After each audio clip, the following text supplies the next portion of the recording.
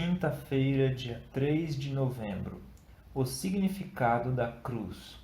E o primeiro texto que nós vamos ler hoje está no livro Testemunhos para a Igreja, volume 6, e diz o seguinte para nós: Ao sofrer a pena do pecado, descendo à sepultura, Cristo iluminou a sepultura para todos quantos morrem na fé.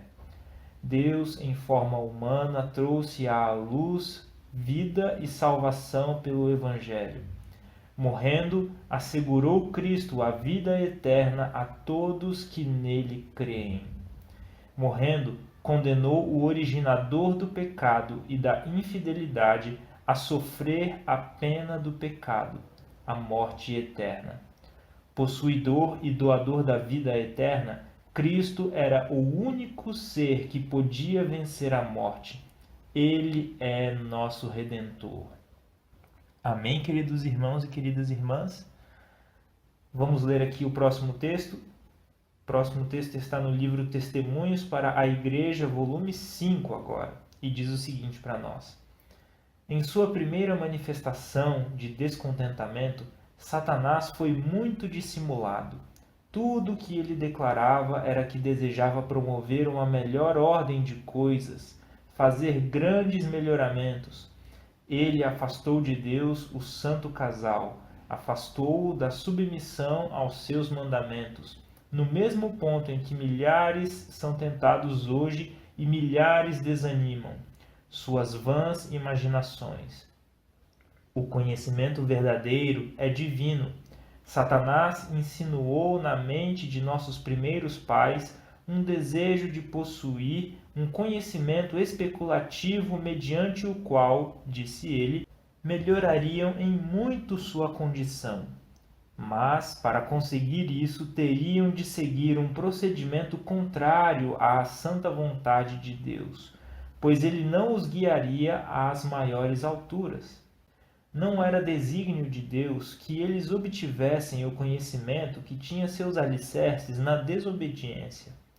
Era vasto o campo para o qual Satanás procurava levar Adão e Eva, e é o mesmo campo que ele abre ao mundo hoje por suas tentações.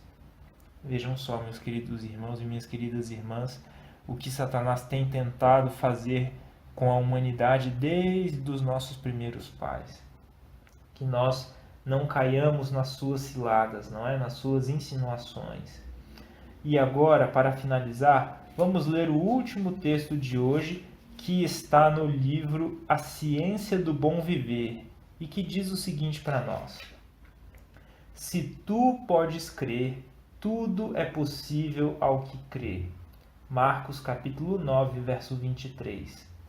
É a fé que nos liga ao céu e nos traz força para resistir aos poderes das trevas.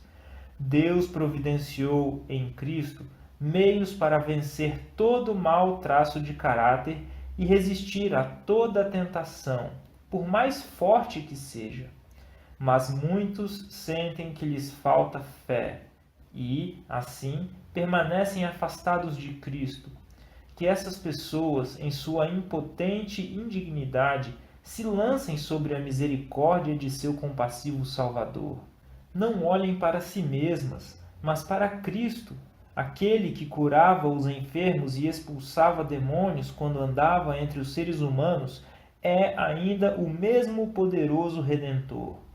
Agarrem, pois, suas promessas como folhas da árvore da vida. O que vem a mim, de modo nenhum o lançarei fora. Está escrito ali em João, capítulo 6, verso 37. Jesus disse essas palavras, meus queridos irmãos e minhas queridas irmãs. E o texto continua dizendo o seguinte: Ao irem a ele, creiam que ele os aceitará, porque eles têm prometido. Vocês nunca perecerão enquanto assim fizerem. Nunca. Deus prova o seu próprio amor para conosco pelo fato de ter Cristo morrido por nós quando nós ainda éramos pecadores.